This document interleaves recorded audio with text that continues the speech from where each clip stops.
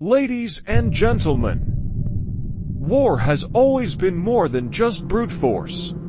It is about intelligence, strategy, and above all resource management. The ability to allocate, conserve, and strategically deplete resources determines victory or defeat.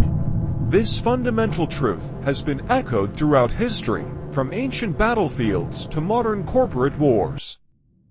At IK Future Leaders, we believe that the wisdom of Sun Tzu, as written in The Art of War, is not just relevant to military conflicts, but also applies to business, economics, leadership, and personal success. Today, we will explore 3 key topics from The Art of War. 1. The wise allocation of resources, how successful leaders and nations ensure their armies never run out of crucial supplies. 2. Techniques to cut off the enemy's supplies, strategies used in war and business to weaken the competition without direct confrontation. 3. How to apply these strategies in daily life, practical ways we can use these principles in our careers, businesses, and personal development. By the end of this discussion, you will not only understand these strategies, but also know how to apply them in real-life situations to achieve success in any competitive environment. 1. The wise allocation of resources. Sun Tzu famously said, "When the enemy is relaxed, make them toil. When full, starve them. When settled, make them move." This quote highlights the importance of strategic resource management, ensuring you have enough while depriving your opponent of their stability. Case study: the Roman military system. One of the greatest examples of resource management in history is the Roman Empire. Unlike many armies that depended on looting and foraging, Rome built an extensive supply chain. They established roads, fortresses, and food depots to ensure their troops never ran out of supplies. This allowed them to sustain long-term military campaigns, while their enemies often struggled with hunger and exhaustion. In contrast, armies that mismanaged resources faced devastating consequences. A classic example is King Xerxes' invasion of Greece, where his massive army suffered logistical failures, leading to ultimate defeat despite their numerical advantage. The 80-20th rule in warfare and business. Sun Tzu's strategies align with the Pareto principle 80-20th rule, which states that 80% of outcomes come from 20% of efforts. In warfare, this means focusing supplies and reinforcements on key battlefields instead of spreading them thin. The same applies in business. Amazon, for instance, focuses its logistics on key regions to ensure fast delivery times while minimizing operational costs.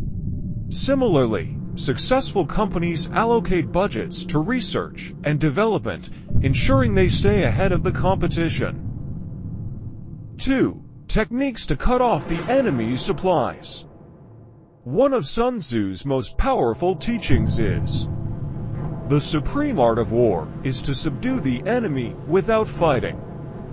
This principle suggests that a battle can be won without direct conflict if the enemy supply lines are disrupted. Historical example: the Siege of Leningrad. During World War II, German forces attempted to conquer Leningrad by cutting off all supply routes instead of launching a full-scale attack.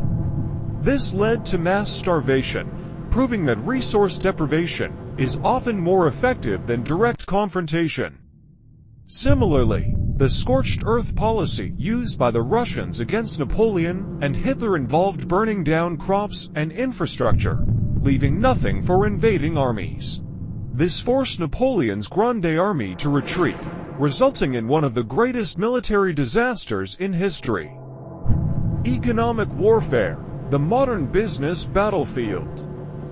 Today, multinational corporations use similar strategies in the form of pricing wars and market control.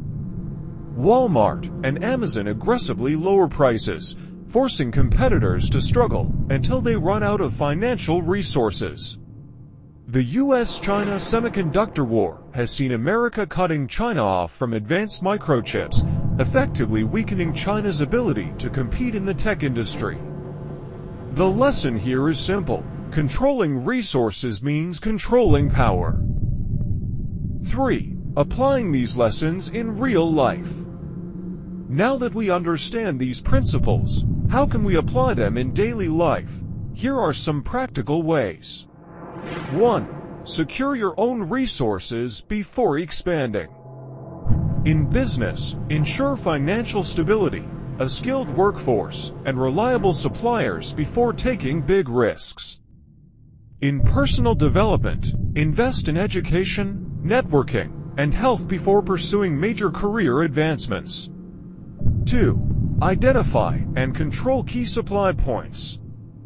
In business, focus on key markets and strategic partnerships rather than trying to dominate everywhere at once. In personal life, control your time and energy by prioritizing high-value tasks and avoiding distractions. 3. Cut off the competition's advantage. Companies like Apple and Tesla dominate industries by out-innovating their competitors, making others obsolete. In personal growth, outperform competitors in your field by working harder, learning faster, and staying ahead of trends. 4. Use psychological warfare to gain an advantage.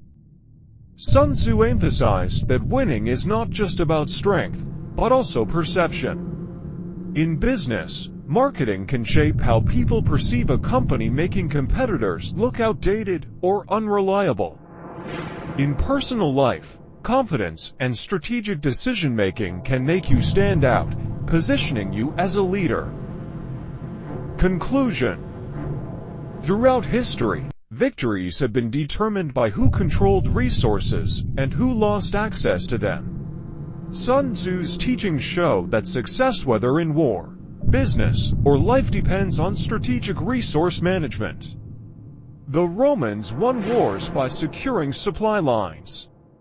The Russians defeated Napoleon by destroying his army's access to resources. Modern businesses dominate industries by controlling supply chains and cutting off competitors. At IK Future Leaders, we believe that those who master these strategies can achieve greatness. Whether you are an entrepreneur, a student, or a business leader, applying these lessons will help you rise above the competition and secure lasting success. Thank you.